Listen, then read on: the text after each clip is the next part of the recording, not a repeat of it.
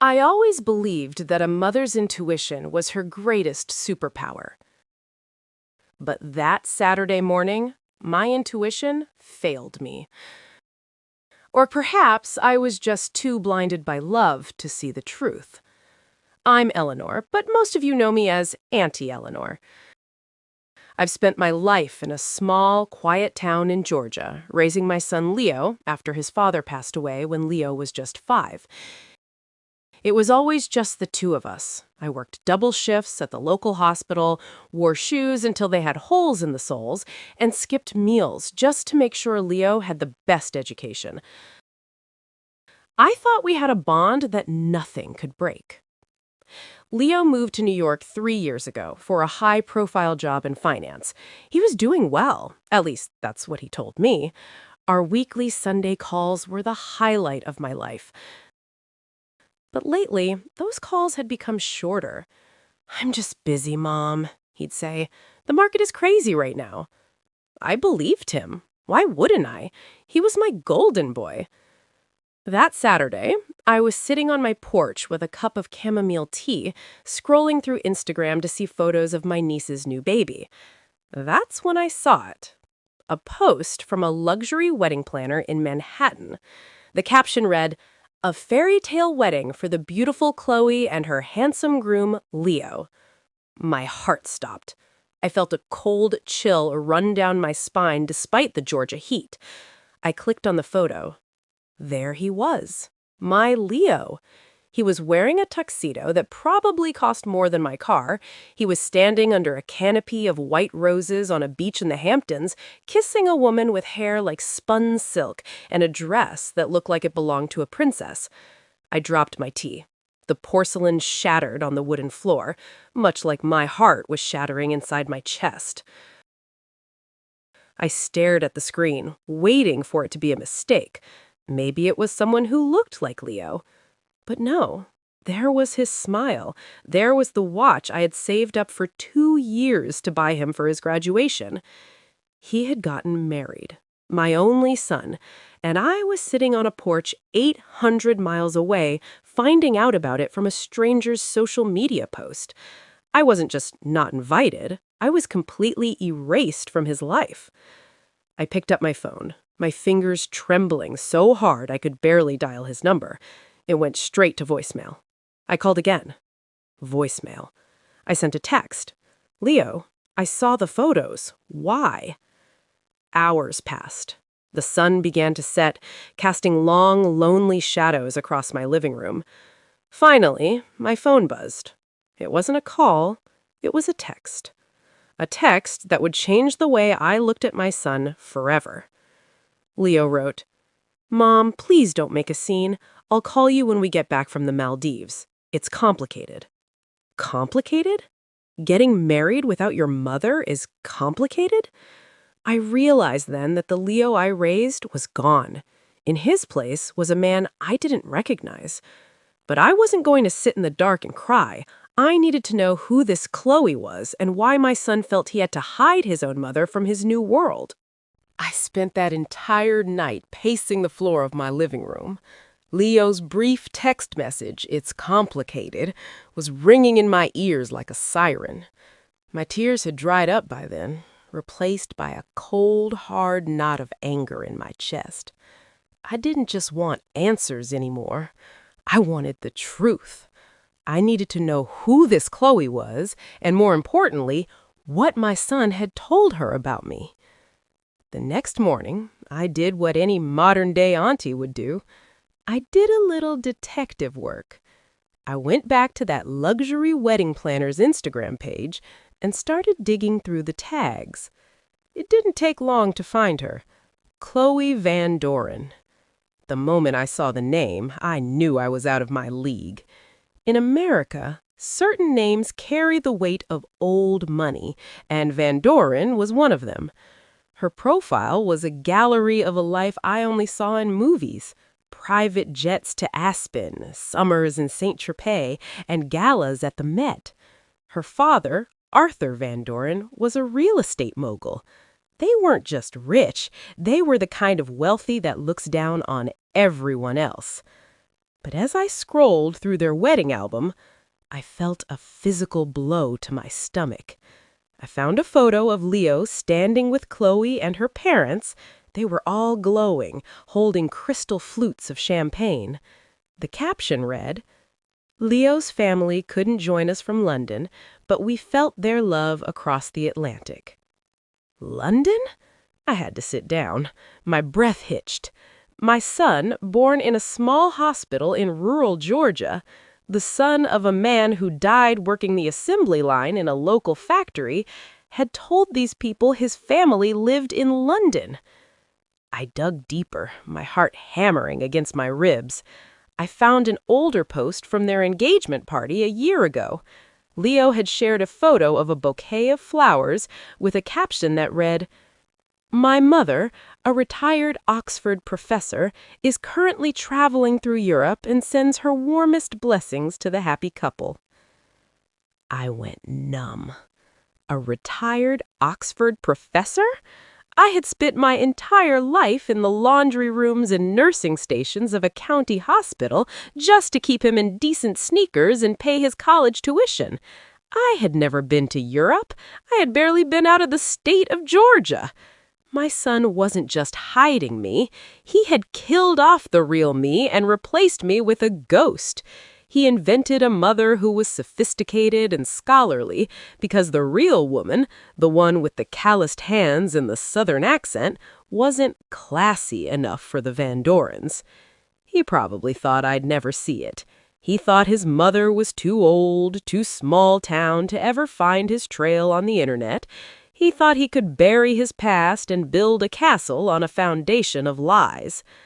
But if there's one thing I've learned in my 60 years, it's that the truth has a way of rising to the surface no matter how much dirt you throw on it. I walked to my bedroom and opened the small wooden box in my closet.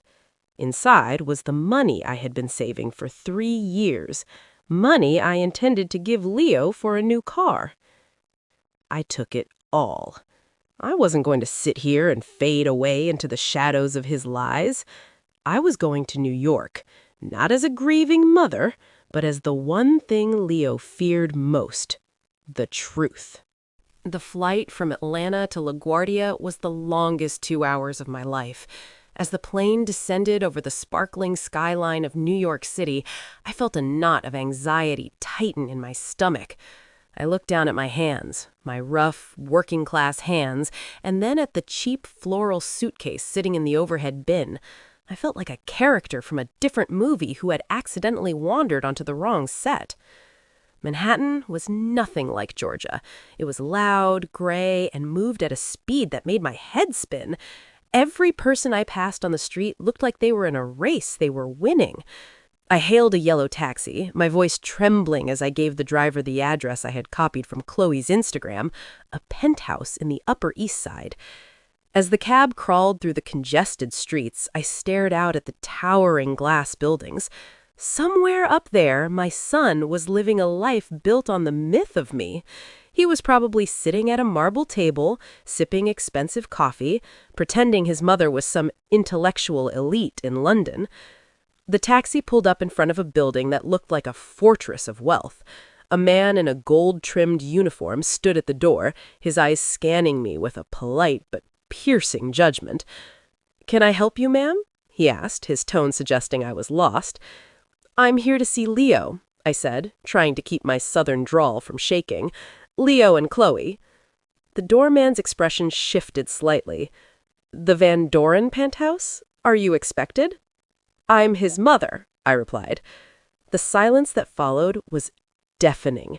The doorman looked at my sensible orthopedic shoes, my off-brand coat, and my tired eyes. He didn't see an Oxford professor. He saw a woman who looked like she belonged in a hospital cafeteria. He cleared his throat, looking uncomfortable. "Mr. Leo, he mentioned his mother was overseas, ma'am, in the UK. "Well," I said, standing as tall as my 5'4" frame would allow, "it seems there's been a change of plans. Tell him Eleanor is downstairs." He hesitated, then picked up a silver phone at the desk. I watched his lips move, but I couldn't hear the words. A moment later, he looked back at me, his face pale. "Mr. Leo says he doesn't know an Eleanor from Georgia. He says you must have the wrong building." My heart didn't just break this time. It turned into stone. He wasn't just hiding me anymore. He was denying my very existence. He was standing 30 floors above me, looking out at the city I helped him reach, and he was disowning the woman who gave him life. "I see," I whispered. I turned around and walked out into the cold New York air. But I wasn't going to the airport. If Leo wanted to play a game of shadows, he forgot one thing. I was the one who taught him how to walk. I knew his secrets, and I knew exactly where the Van Dorens were having their welcome home gala that very evening. I stood on that New York sidewalk, the wind whipping through my coat, feeling smaller than I had ever felt in my life. Denial is a funny thing. You can hear a lie, you can see a lie, but when your own child looks through a telephone line and tells a stranger, "I don't know her," it does something to your soul. It strips away the mother and leaves behind a warrior. I looked at the welcome home gala invitation I had found on the wedding planner's public website. It was being held at a prestigious gallery downtown. The dress code? Black tie. I looked at my floral suitcase. Inside was a simple navy dress I wore to church and a pair of sensible heels. If I walked into that gala looking like small-town Eleanor, they would have me escorted out before I could even reach the hors d'oeuvres.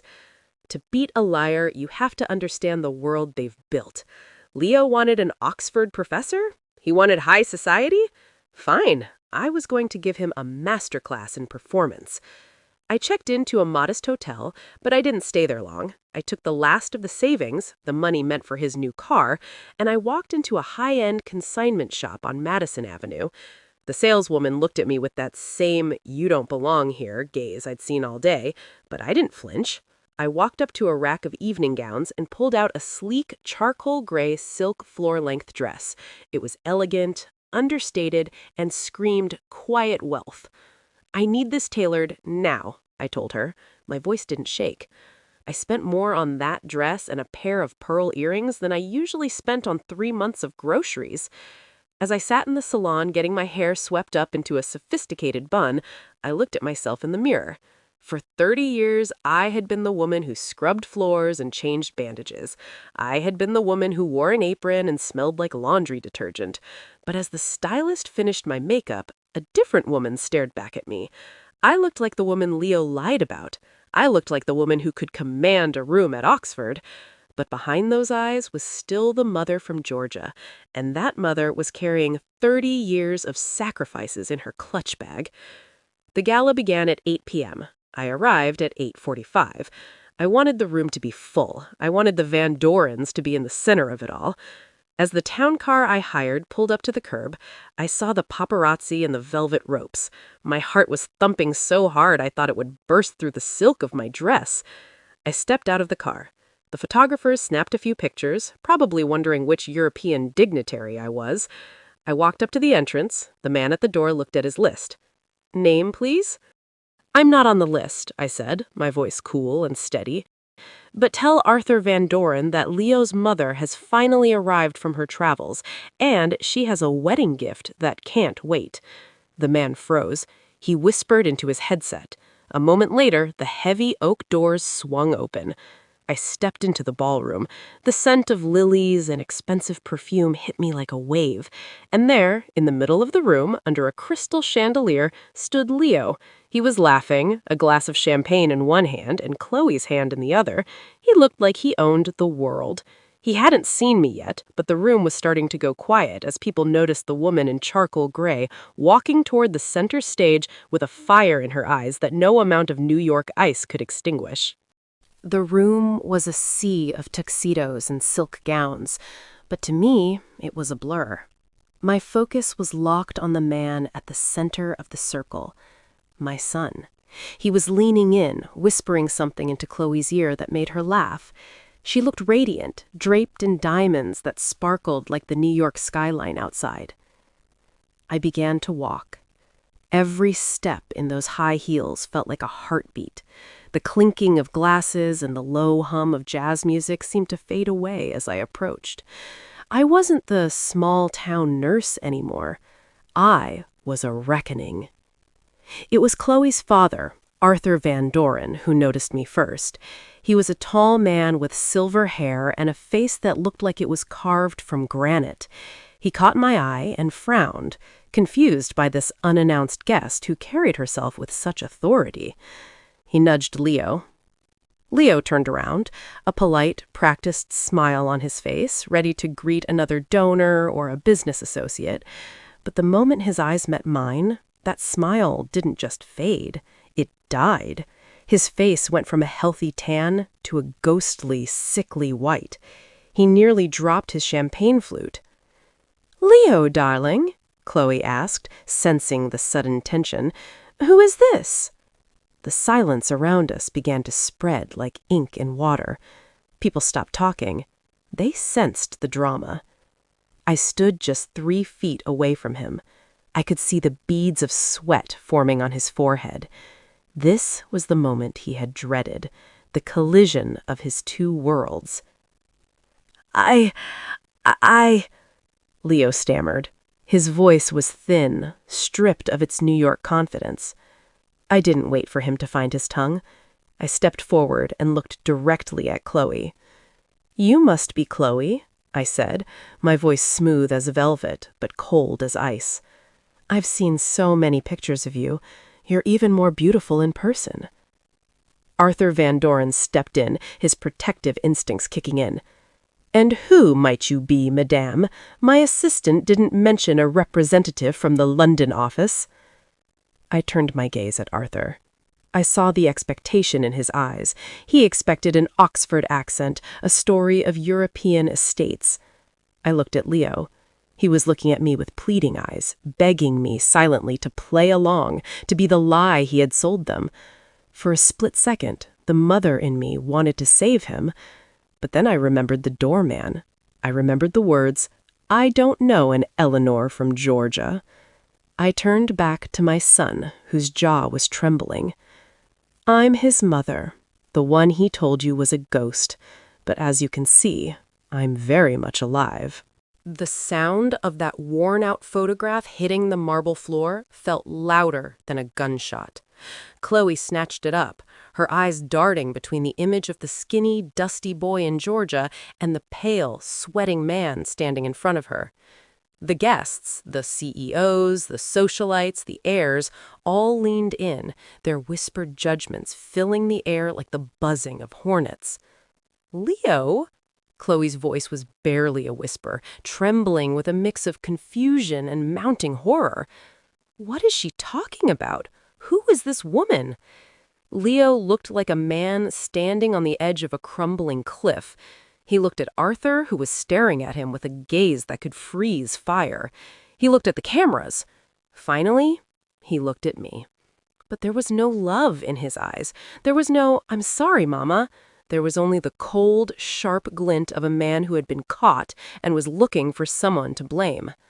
She's unstable, Chloe," Leo hissed, finally finding his voice. He reached out to grab my arm, his grip tighter than it needed to be. "I didn't want to tell you. She's had mental health struggles for years. She's obsessed with me. I had to cut her off for my own safety. Security, please, get this woman out of here." A collective gasp rippled through the room. I felt the sting of his words more than the pressure of his hand on my arm. He wasn't just denying me anymore. He was branding me as crazy to save his own skin. He was willing to put his own mother in a straitjacket just to keep his penthouse and his diamonds. 2 heavy-set security guards began to move toward me through the crowd. Arthur Van Doren raised a hand, stopping them. He stepped closer, his eyes fixed on me. He wasn't looking at my dress or my hair. He was looking at my soul. "Wait," Arthur commanded. He looked at the photo in Chloe's hand again. "Leo, you told me your father was a diplomat who died in London. This boy's wearing a Georgia Peach Little League jersey, and this woman, she doesn't look like a stranger to you. She looks like your conscience." Arthur turned to me. "Is there more, Eleanor, or is this just a mother's grudge?" I looked at my son. He was shaking his head, mouthing the word, please. For 30 years, I had protected him. I had hidden his mistakes. I had paid his debts. I had swallowed my pride so he could stand tall. But the boy I did that for died the moment he told those guards to drag me away. There's much more, Arthur, I said, pulling my arm out of Leo's grasp with a strength I didn't know I had. You think he's a genius in finance? Check the accounts for the wedding ring he bought your daughter. He didn't buy it with his London inheritance. He bought it with the life insurance money from his father's factory accident, money that was supposed to pay for my medical care in my old age. He stole his mother's future to buy his way into yours. Chloe let out a choked sob, dropping the photo. The fairy tale was officially over. The princess realized she had married a phantom, and the king realized he had let a wolf into the palace. Leo stepped back, his eyes darting around the room for an exit, but there was nowhere to go. The cameras were flashing. The elite of New York were watching his soul get stripped bare. And I just stood there, finally breathing the truth, even if it burned like fire. The air in the ballroom felt heavy, like the moments before a massive thunderstorm. Chloe was crying openly now, her expensive mascara smudging under her eyes, a rare sight for a Van Doren. She looked at her husband, the man she thought was a prince, and saw nothing but a stranger. Leo tried one last desperate move. He grabbed Chloe's hands, ignoring the glares of the crowd. Chloe, honey, listen to me. I did it for us. I knew your father would never let us be together if he knew I came from nothing. I just wanted to give you the life you deserve. Arthur Van Doren stepped between them, his presence like a wall of ice. He didn't scream, he didn't make a scene. That's not how men like Arthur handle business. He simply leaned in close to Leo, his voice a low, dangerous whisper that carried through the silent room. You didn't do it for her, Leo. You did it for yourself. You lied about your blood, you lied about your past, and worst of all, you spat on the woman who built you. A man who betrays his own mother for a zip code is a man who will betray anyone. Arthur Van Doren turned to his head of security, who was standing just inches away. Take him to the penthouse. Watch him while he packs his things. He has 30 minutes to vacate the building. And Leo, if you so much as touch a single piece of jewelry or a silver spoon that belongs to this family, I will make sure you spend the next decade in a place much smaller than your office. Father, wait! Chloe cried out, torn between her shattered heart and her pride. He is gone, Chloe, Arthur said firmly. The marriage will be annulled by Monday morning. As far as the Van Doren family is concerned, Leo never existed. Leo looked at me, his eyes wide with a mixture of terror and pure, unadulterated hatred, as the security guards took his arms. Are you happy now? He hissed at me as the guards took his arms. You ruined everything. I had it all. I was someone. Now I'm back to being nothing, just like you. He was dragged away, his heels scuffing against the marble he had so desperately tried to own. The crowd began to murmur, the scandal of the decade unfolding right before their eyes. I stood there, my heart feeling like a lead weight in my chest. I hadn't come here to ruin him. I had come here to find him. But the Leo I was looking for, the boy from Georgia, didn't exist anymore. He had traded his soul for a view of Central Park, and in the end, he lost both. Arthur Van Doren walked over to me. He looked at my charcoal gray dress, then back at my face. For the first time, he didn't look at me like an intruder. I apologize for my son-in-law's behavior, Eleanor, he said, his voice surprisingly soft, but I think you and I have some things to discuss. My daughter deserves the full truth, and I think you're the only one who can give it to her. He led me toward a private study, away from the prying eyes and flashing cameras. As I walked, I realized that the secret wedding was just the beginning. The real story, the story of what Leo had been doing with the Van Doren's money behind their backs, was about to come to light. Arthur Van Doren's private study was a room filled with the scent of old leather and expensive scotch. The walls were lined with books that looked like they hadn't been touched in decades, and a massive mahogany desk sat like a throne in the center. Chloe sat on a velvet sofa, her face red and puffy from crying, clutching a silk handkerchief. Arthur didn't waste any time. He poured a glass of water for me and one for his daughter. Eleanor, he began, sitting across from us, you mentioned the life insurance money. You mentioned his lies about London. But I've been a businessman for 40 years. I saw the look on Leo's face when you spoke. It wasn't just shame. It was terror. What else was he hiding? I looked at Chloe. I didn't want to hurt her any more than she already was, but a half-truth is just a lie with a better outfit.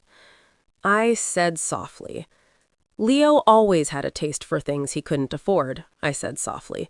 Even as a teenager, he wanted the designer labels, the expensive tech. I thought it was just ambition. But when he moved to New York, his request for money became strange. I pulled my phone out of my bag. I had saved every text, every emergency request he had sent me over the last 2 years. He told me he was working on a top-secret project that required personal investment. He told me that if I didn't send him my savings, he would lose his job and be out on the street. Arthur leaned forward, his eyes narrowing. Investment? Leo was an entry-level analyst. He didn't have the authority to run projects. We gave him a generous salary and a luxury apartment because we thought he was family.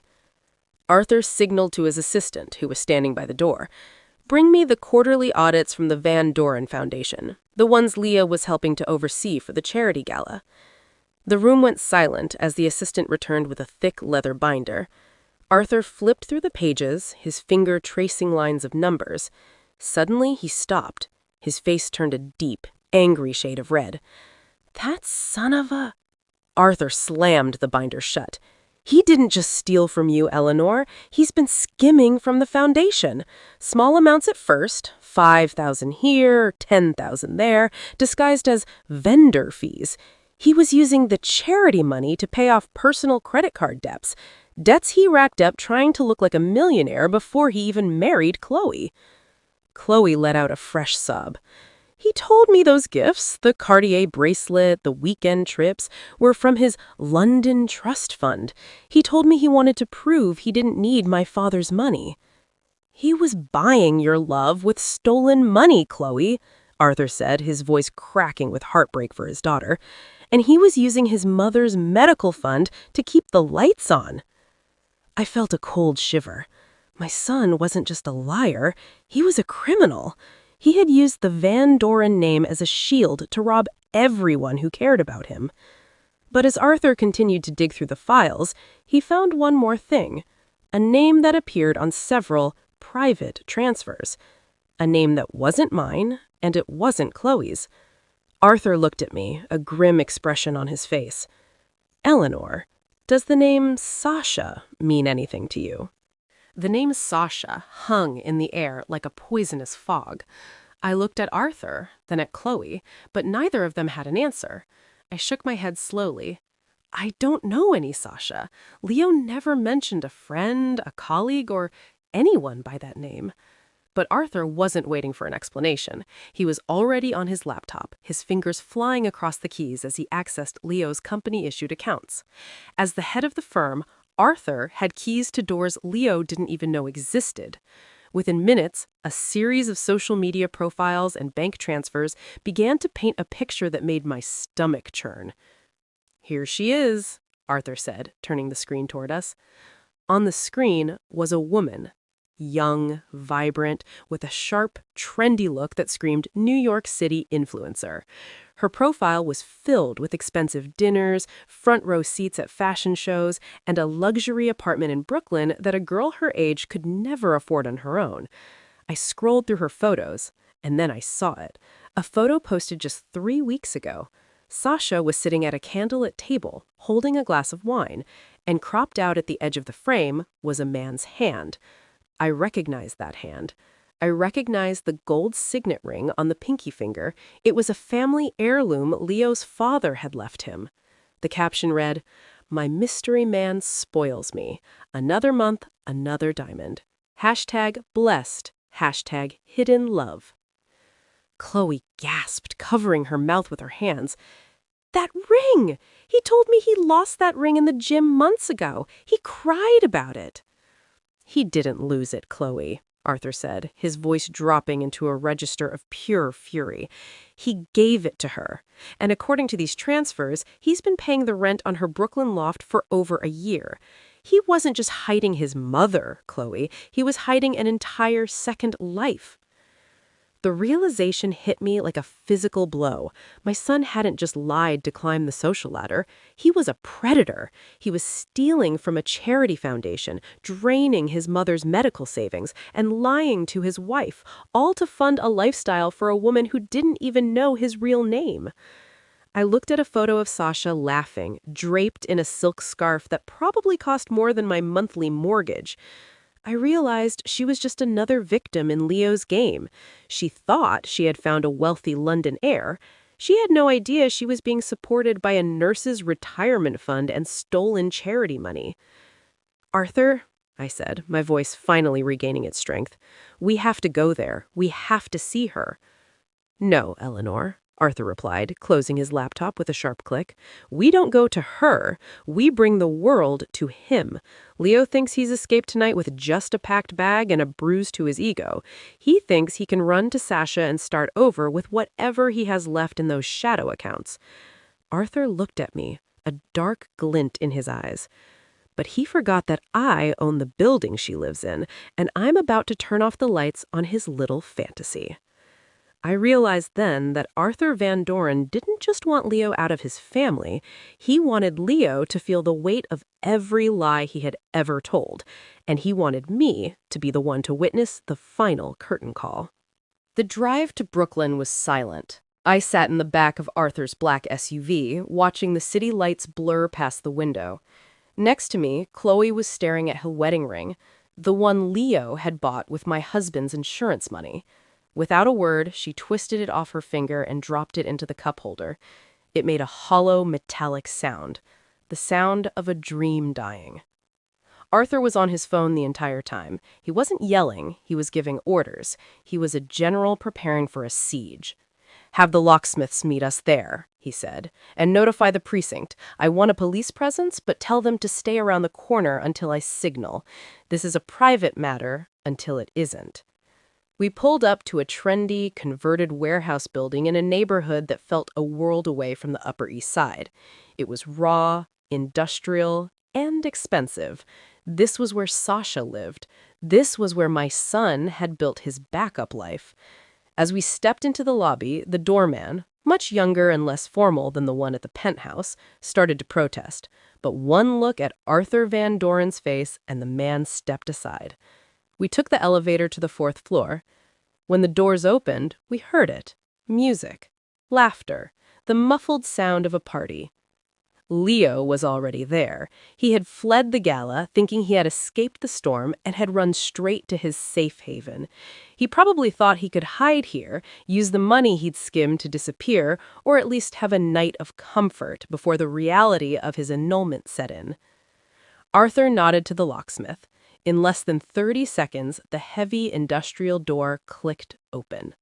Arthur pushed the door wide. The apartment was beautiful, exposed brick, high ceilings, and floor-to-ceiling windows overlooking the East River.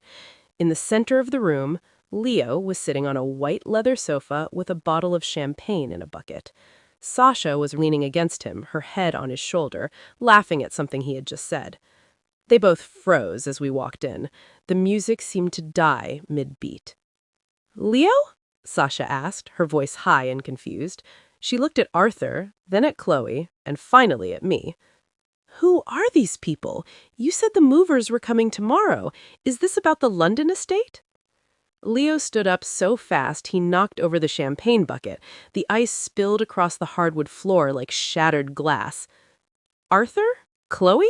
How did you find me?" "I own the deed to this building, Leo. Did you really think you could hide from me in a property that has my name on the tax records?" Arthur stepped forward, his eyes red, but his voice sharp.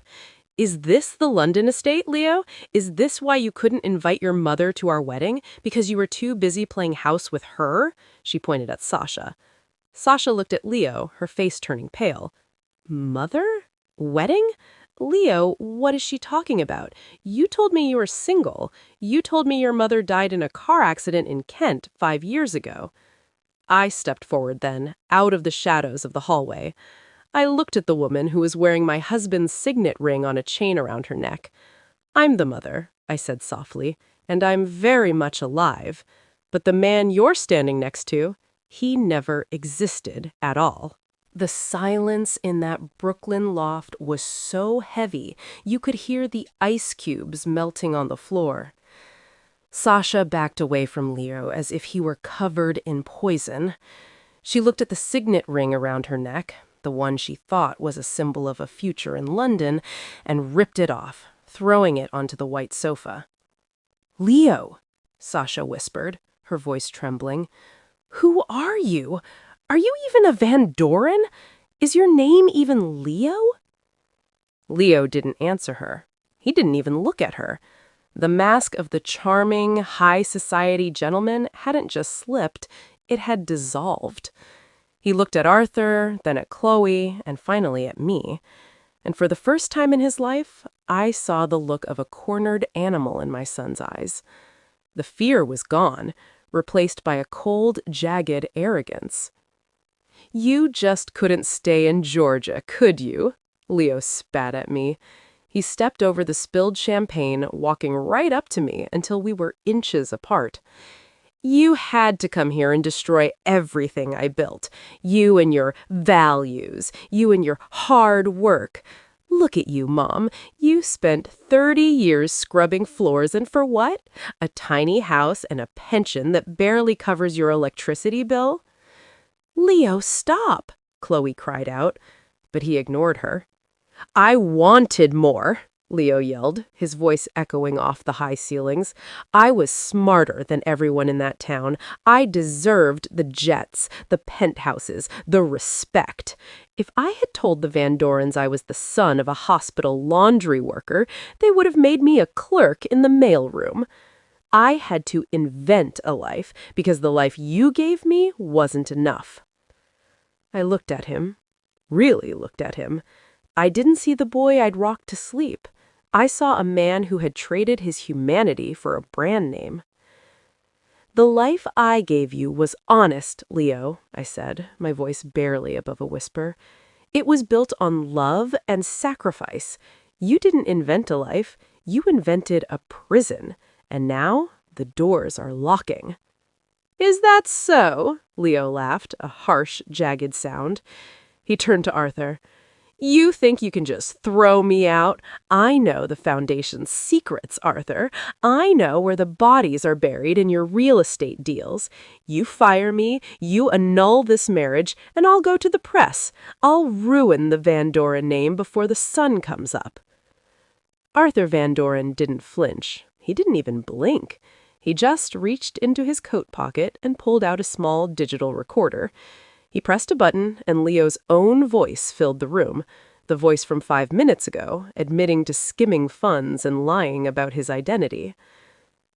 "Blackmail is a difficult game to play when you're already a thief, Leo," Arthur said calmly. "The police are downstairs. They aren't here for a private matter anymore. They're here for the embezzlement charges I filed an hour ago. And since you mentioned the press, I've already sent a statement to the New York Post. By tomorrow morning, your face will be on every newsstand in the city, not as a groom, but as a fraud." Leo's face went from angry red to a pale, sickly gray. The bravado vanished. He looked toward the door, then toward the window. There was no London estate to run to. There was no Sasha to hide him. "Mom!" Leo turned back to me, his voice suddenly small, cracking like a child's. "Mom, please, don't let them do this. You're my mother. You've always protected me. Tell them I'm sick. Tell them I didn't know what I was doing. Please, Mama." He reached out for my hand, the same hand that had worked 3 jobs to buy his first suit. But this time, I stepped back. And in that small movement, 30 years of being a protector came to an end. My heart was screaming to reach out and hold my boy, but my soul knew that the man standing in front of me wasn't my boy. He was a stranger wearing my son's face. "Mama, please," Leo cried out again, his voice echoing in the cold, industrial room. He tried to move toward me, but Arthur's security team blocked his path. "You can't let them take me. I'm all you have." "No, Leo," I said, and for the first time, my voice didn't tremble. It was as steady as the mountain air. "I am all you had, and you threw me away like a piece of trash because I didn't match the curtains in your penthouse. You didn't just lie to these people. You robbed the widow and the orphan. You robbed me." The door to the loft opened, and 2 New York City police officers stepped in. The sound of their heavy boots on the hardwood floor was final. One of them held a pair of steel handcuffs. Arthur Van Doren stepped aside, gesturing toward Leo. "Officers, this is Leo. Well, he goes by Leo Van Doren here, but his legal name is Leo Jenkins. He is the one who has been embezzling from the Van Doren Charity Foundation." The officers moved in. Leo didn't fight. All the fire, all the arrogance, all the high society polish just evaporated. He looked small. He looked like the scared little boy he had spent his whole life trying to hide.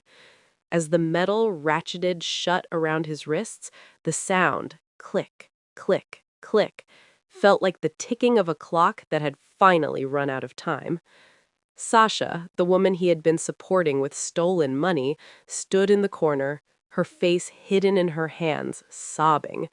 She wasn't crying for Leo. She was crying for the life she realized was a total hallucination. Chloe walked up to Leo one last time. She didn't scream. She didn't slap him. She just looked at him with a cold, piercing pity. "You know what the saddest part is, Leo? I would have loved the boy from Georgia. I didn't need the Oxford professor. I didn't need the London estate. I just needed a husband who was real. But you're not real. You're just a collection of expensive clothes and stolen stories." She turned away, walking straight to me and taking my hand. In that moment, the high society heiress and the small town nurse were the only 2 people in the room who understood the truth. As the police led Leo toward the elevator, he turned his head one last time.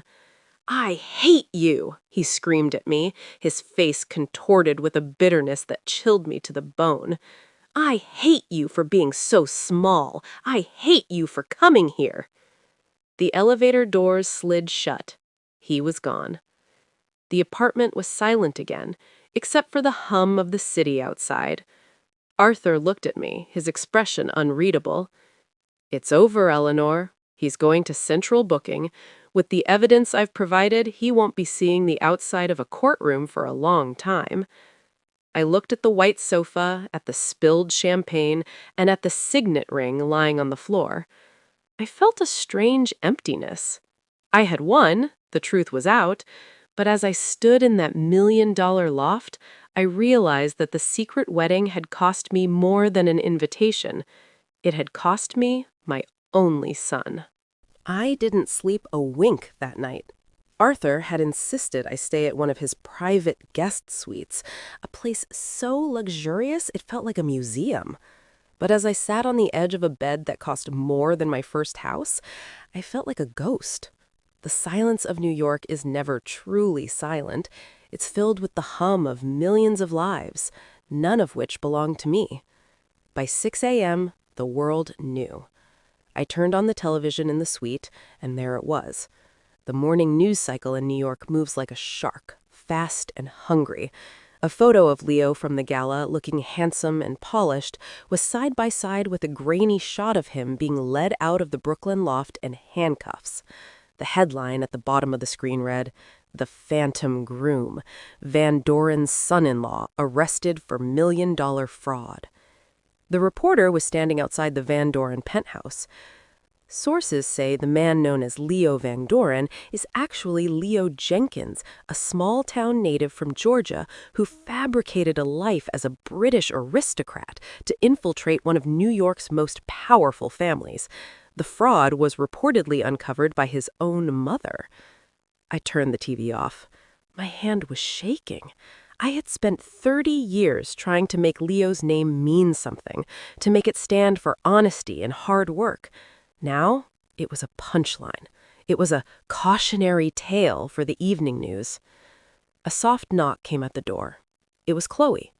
She wasn't wearing the silk and diamonds from the night before. She was in a simple gray tracksuit, her hair pulled back, her face pale and devoid of makeup.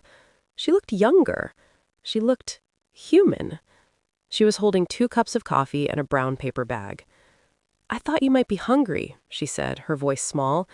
"The kitchen staff is hiding from the paparazzi, and my father is on the phone with his lawyers. I couldn't be alone right now." We sat together on the balcony, looking out over Central Park. The trees were beginning to turn gold, a beautiful sight that felt completely out of place with the wreckage of our lives. "I feel like such a fool, Eleanor," Chloe whispered, staring into her coffee. "I'm supposed to be this smart, educated woman. How did I not see it? How did I let him lie to me for 2 years?" "He didn't just lie to you, Chloe," I said, reaching out to pat her hand. "He studied you. He found the gaps in your heart and filled them with exactly what you wanted to hear. A man like Leo, he doesn't just lie. He builds a mirror and shows you the version of yourself you want to see." Chloe looked at me, a tear rolling down her cheek. "He told me you were dead. He told me he missed you every day. He used your death to make me feel sorry for him, to make me want to take care of him. It's sick." "It is," I agreed. "But the woman he told you about, the Oxford professor, she never existed. I'm just a woman from Georgia who loves her son. And I think, in his own twisted way, he hated me because I was the only thing in his life that was actually real." We sat there for a long time, 2 women bonded by the same man's betrayal. But as the sun rose higher, Chloe's phone began to buzz incessantly. "It's the lawyers," she said, a cold hardness returning to her eyes. "They found more, Eleanor. Leo wasn't just the charity foundation. Leo was taking out loans in my name. He was planning to disappear long before the anniversary." My heart sank. The rabbit hole went deeper than I ever imagined. Leo hadn't just been living a double life, he had been preparing an exit strategy that would have left Chloe ruined and me forgotten. The smell of a jail is something you never forget. It's a mixture of industrial floor cleaner, stale air, and unwashed fear. It was a world away from the scent of lilies at the Van Doren Gala. I stood in the waiting room of the detention center, my hands folded over my purse, watching families sit on plastic chairs, waiting for their names to be called. Arthur had told me I shouldn't go. "He'll only hurt you more, Eleanor," he had warned. But a mother's heart is a stubborn thing. I didn't go there to forgive him, and I didn't go there to scold him. I went there to see if there was a single shred of the boy I raised left inside that man. When the guard finally led me to the glass partition, I saw him. Leo was wearing a rough, orange jumpsuit. His hair, which was always perfectly styled with expensive pomade, was matted and greasy. The London aristocrat was gone. The finance genius was gone. He looked like a stranger in a costume that finally fit his character. He picked up the heavy plastic phone and looked at me. His eyes weren't filled with tears. They were filled with a cold, calculating fire. "Did you bring a lawyer?" The smell of a jail is something you never forget. It's a mixture of industrial floor cleaner, stale air, and unwashed fear. It was a world away from the scent of lilies at the Van Doren Gala. I stood in the waiting room of the detention center, my hands folded over my purse, watching families sit on plastic chairs, waiting for their names to be called. Arthur had told me I shouldn't go. "He'll only hurt you more, Eleanor," he had warned. But a mother's heart is a stubborn thing. I didn't go there to forgive him, and I didn't go there to scold him. I went there to see if there was a single shred of the boy I raised left inside that man.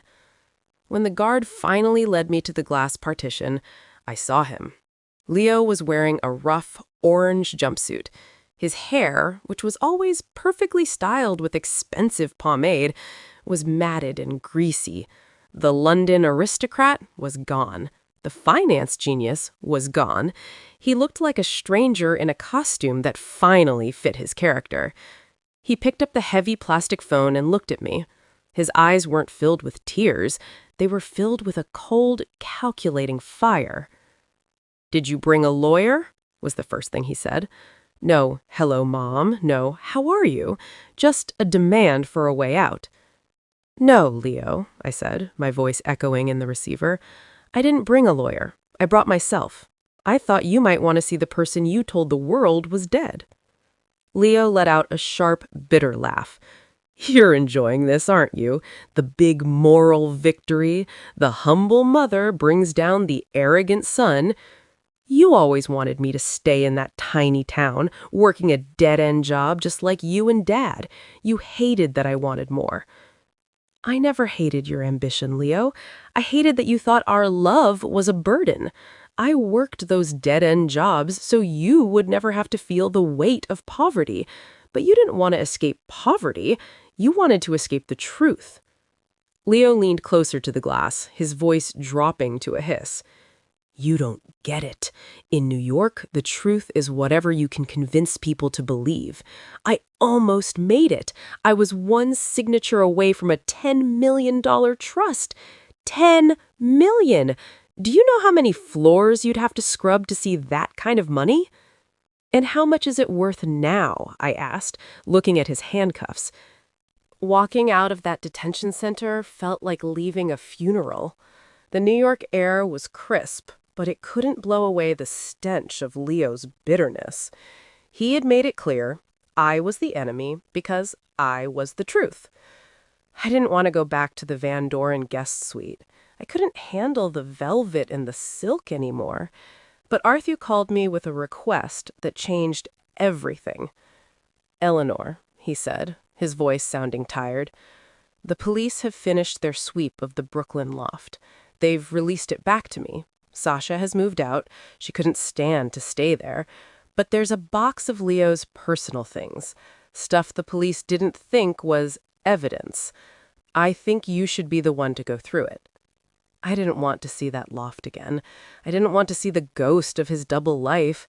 But a part of me, the mother part that still looked for logic in his madness, needed to go. The loft was hauntingly quiet when I entered. The white leather sofa was still there, but the champagne had been cleaned up.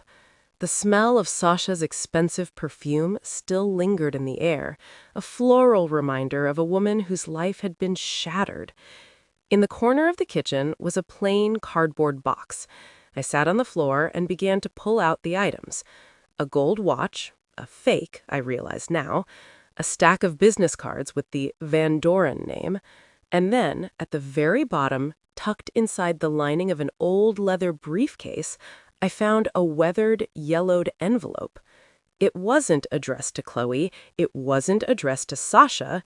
It was addressed to me. My heart hammered in my chest as I tore it open. The handwriting was Leo's, but it was messy, rushed, not the perfect script he used for his New York life. It was dated 6 months ago, right before the wedding. "Mom," it began, "if you're reading this, it means I've either succeeded or I've disappeared. I know you think I'm ashamed of you, and maybe I am, but not for the reasons you think. Every time I look at you, I see the 30 years you spent killing yourself for me. I see the hospital floors, the laundry, the tired eyes. It makes me sick. I didn't want to be reminded of the sacrifice because it makes me feel like I owe a debt I can never pay." I choked back a sob. He wasn't just running from poverty, he was running from the guilt of my love. I'm marrying Chloe because her money is the only thing that can erase where we came from. Once the trust is settled, I'm going to send you $5 million anonymously. You'll think it's a miracle or a lottery win. You can stop working, you can leave Georgia. I'll be dead to you, but at least you'll be rich. That's the only way I know how to be a son. I stared at the paper. He had planned to buy my forgiveness with stolen money. He thought that by giving me wealth, he could erase the fact that he had erased me. To Leo, love was a transaction. He didn't understand that I would have lived in that tiny house in Georgia forever, scrubbing every floor in the state, just to have a son who was proud to hold my hand in public. I looked at the letter and realized that even his generosity was a lie. He wasn't doing it for me. He was doing it to silence his own conscience. I heard a floorboard creak behind me. I turned around, expecting Arthur or a security guard, but standing in the doorway, looking disheveled and frantic, was Sasha. "I forgot something," she whispered, her eyes fixed on the letter in my hand. "And I think it's something you need to see before Leo's lawyers get to it." Sasha looked like she hadn't slept in days. The girl I had seen in the Instagram photos, the one with the perfect life and the #blessed captions, was gone. In her place stood a woman who looked like she had seen the bottom of a very deep, very dark well. "I didn't come back for the clothes or the jewelry," Sasha said, her voice trembling as she stepped into the loft. She walked over to the built-in bookshelf and pushed a hidden panel near the floor. It popped open, revealing a small, black digital drive. "Leo thought I was just a pretty face he could park in this apartment," she whispered, holding the drive tightly. "But I grew up in the city. You don't live in New York without learning how to look over your shoulder. I knew he was lying about the London estate. His accent would slip when he was tired. So I started recording his phone calls. I wanted to make sure I wasn't being set up." I stood up, the letter from Leo still clutched in my hand. "Set up for what, Sasha?" "Leo wasn't just skimming from the Van Doren Foundation," she said, her eyes wide with fear. "He was using the foundation's charity events to launder money for some very dangerous people. People who don't care about high society or Oxford. They're offshore investors who used Leo to get their money into the New York real estate market without a paper trail." My blood ran cold. This wasn't just a family scandal anymore. This was a federal crime. My son hadn't just been playing at being a prince, he had been a puppet for sharks. "Why are you telling me this? Why not go to the police?" "Because if I go to the police, I'm an accomplice," Sasha said, tears finally spilling over. "Leo put the Brooklyn lease and 2 of those offshore accounts in my name. He told me it was a tax strategy. If he goes down for just the embezzlement, he might get 10 years. But if these people find out the paper trail leads to me, I'm a dead woman. And if the feds see this drive, they'll see that Leo was planning to pin everything on me and flee the country the night after the wedding." I looked at the drive. Then I looked at the letter in my hand, the one where Leo promised me $5 million to retire. I realized then the true depth of the horror. The money he was going to send me wasn't guilt money, it was blood money. He was going to use his own mother to stash the last of his laundered funds, making me a criminal right along with him. He hadn't been trying to save me. He had been trying to use me as his final hiding place. "He's not the person you think he is, Eleanor. He's not even the person he thinks he is. He's a monster who treats people like suitcases, things to be used, filled up, and then left at the station when the train moves on." Just then, the front door of the loft swung open. It wasn't the police. It wasn't Arthur. 2 men in dark, nondescript suits stood in the doorway. They didn't look like New York socialites. They looked like the kind of men who disappear people for a living. "We're looking for the drive, Sasha," one of them said, his voice as flat as a dial tone. and we'd prefer not to involve the mother. I've seen a lot of things in 30 years of nursing. I've seen men fighting for their lives. I've seen the aftermath of terrible accidents. And I've seen the look in a person's eyes when they have nothing left to lose. The two men standing in that Brooklyn doorway had those eyes. They weren't angry. They were professional. To them, I wasn't a mother or a grieving woman. I was just an obstacle. Sasha froze. The black digital drive clutched so tightly in her hand that her knuckles were white. She looked like she was about to faint. But as I stood there, looking at those men in their expensive, soulless suits, a strange calm came over me. Maybe it was the Georgia heat in my blood, or maybe it was just that I had already lost my son, so what else was there to fear? "I don't know who you are," I said, stepping in front of Sasha. My voice was as steady as if I were giving instructions to a new intern at the hospital. "But you're standing in a building owned by Arthur Van Doren. Do you really think you can walk in here and take something without every camera from here to Wall Street capturing your faces?" The man on the left smiled, but it didn't reach his eyes. "The cameras are on a loop, ma'am. We're not here for a scene. We're here for Leo's property. The girl has something that doesn't belong to her. Give us the drive, and you can go back to your quiet life in the South. No harm, no foul." "Leo's property?" I laughed, and it was a cold, sharp sound. Leo Jenkins doesn't own a pair of socks that wasn't bought with someone else's money. If that drive contains records of your investments, then it's not property, it's evidence. The man took a step forward, his hand moving toward the inside of his jacket. Sasha let out a whimpering cry. "Wait!" I shouted. I reached into my own bag and pulled out the yellowed letter Leo had written to me. I held it up like a shield. "You think that drive is the only copy? Leo was many things, but he was a coward first. He knew people like you would come knocking. He sent the main files to a secure server in Georgia 3 days ago. This letter," I lied, my heart hammering against my ribs, "this letter contains the password and the location of the server. If anything happens to me or this girl, that password gets emailed to the FBI automatically." It was a complete bluff. The letter was just a son's twisted apology. But these men lived in a world of double crosses and backup plans. They knew Leo was a snake, and they believed a snake would always have a hole to crawl into. The two men exchanged a look. For a second, the air was so tight I thought the windows might shatter.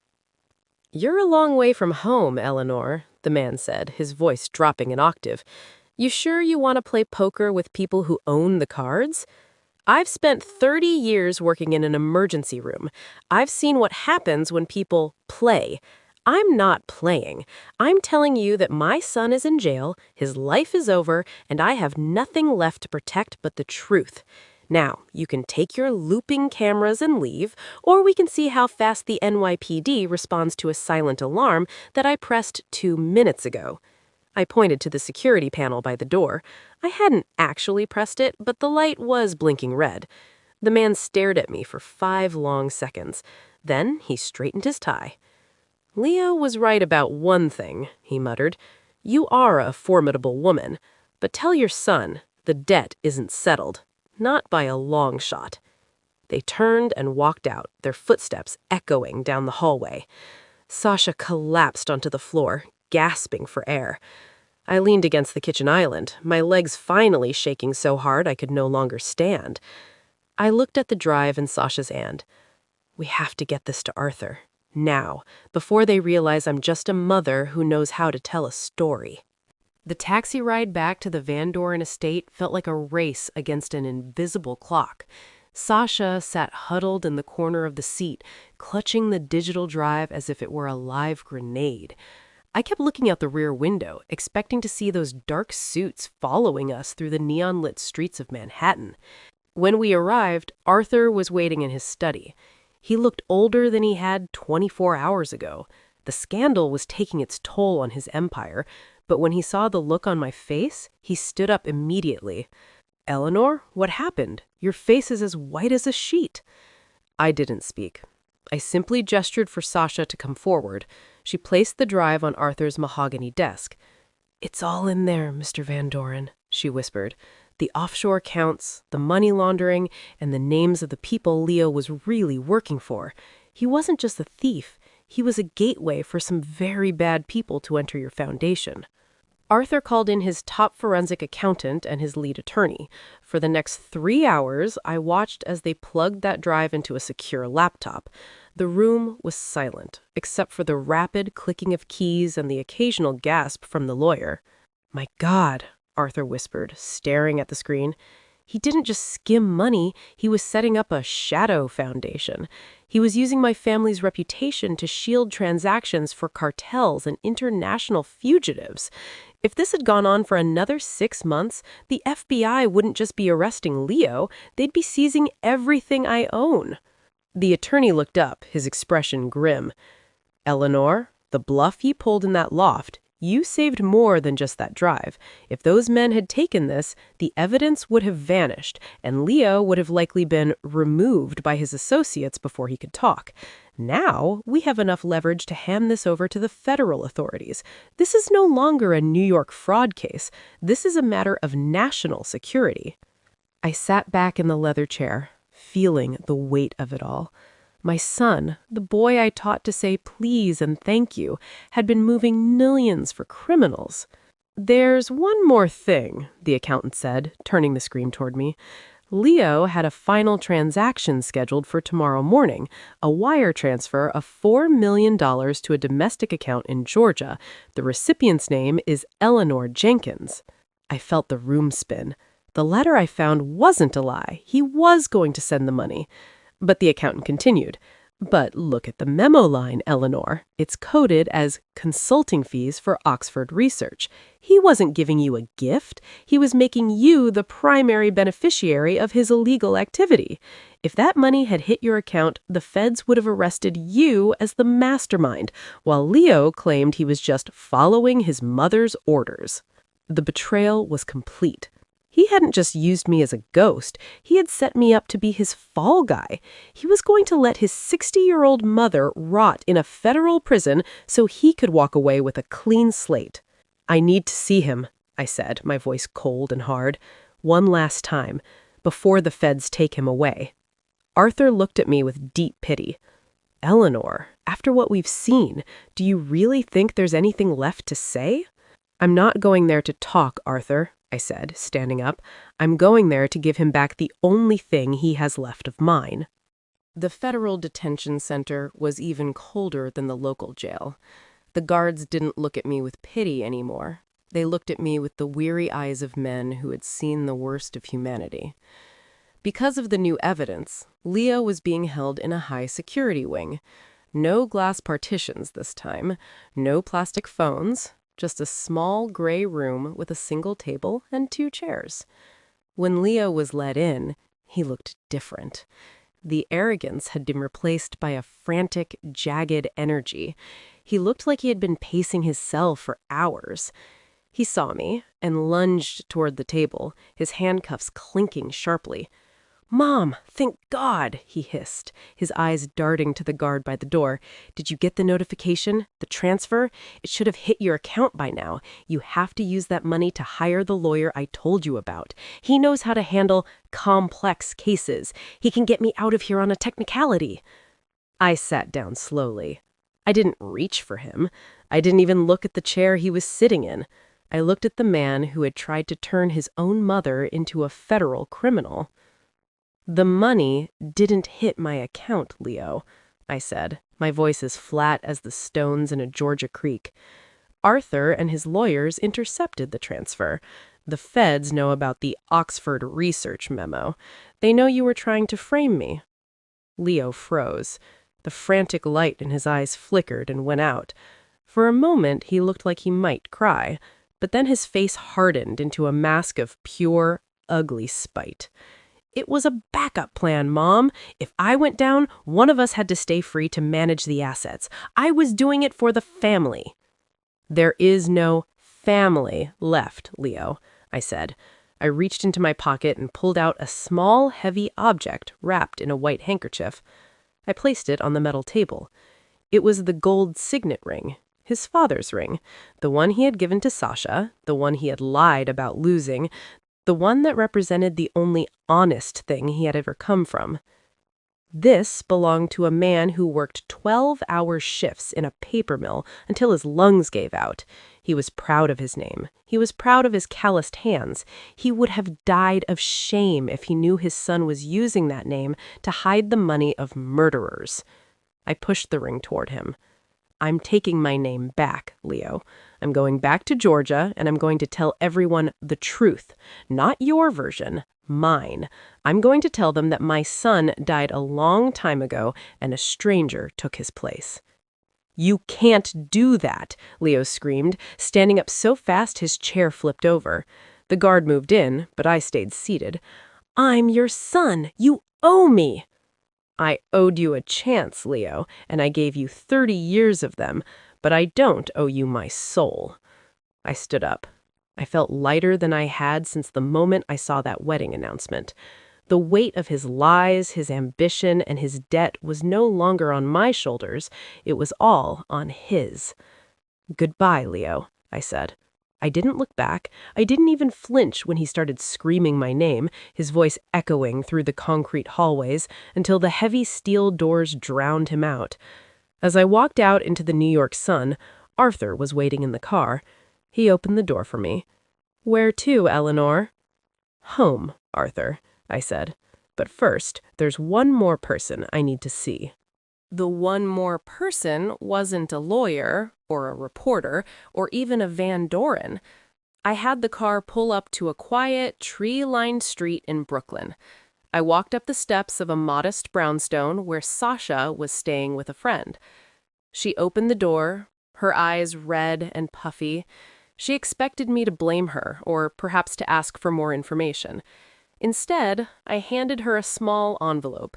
It contained the plane ticket to Georgia I had bought for myself, along with a contact number for a clinic back home that needed a good administrative assistant. You were a victim of his lies just as much as I was, Sasha, I told her. New York will always remind you of the man who didn't exist. Georgia will remind you of the woman who survived him. If you ever need a place where the truth doesn't cost a fortune, come find me. She didn't say yes right away, but the look of hope in her eyes was enough. A week later, I was back on my porch in Georgia. The humidity felt like a warm hug, and the sound of the crickets was a melody I hadn't realized I'd missed. The news of Leo's trial was still trickling in. The federal charges were sticking, and the London aristocrat was looking at 20 years in a maximum security facility. Chloe had called me the day before. She had officially annulled the marriage and was using her portion of the recovered stolen funds to start a foundation for victims of financial fraud. She told me she was planning a trip down south in the spring. She wanted to see the house where the real Leo grew up. She wanted to walk the floors I had scrubbed so she could understand the strength it took to build a life out of nothing. I looked at the empty chair next to me on the porch. For a long time, I felt a hole there, the space where my son should have been. But as I watched the sunset, I realized that the hole wasn't for Leo. It was for the dream I had carried for him. And dreams, unlike people, can be rebuilt. I stood up, smoothed out my apron, and headed inside. I had a shift at the hospital starting in an hour. My bank account wasn't filled with millions, and my name wasn't on a New York skyscraper. But as I locked my front door, I knew exactly who I was. I was Eleanor Jenkins. I was a nurse, a neighbor, and a woman who told the truth. And in the end, that was more than enough.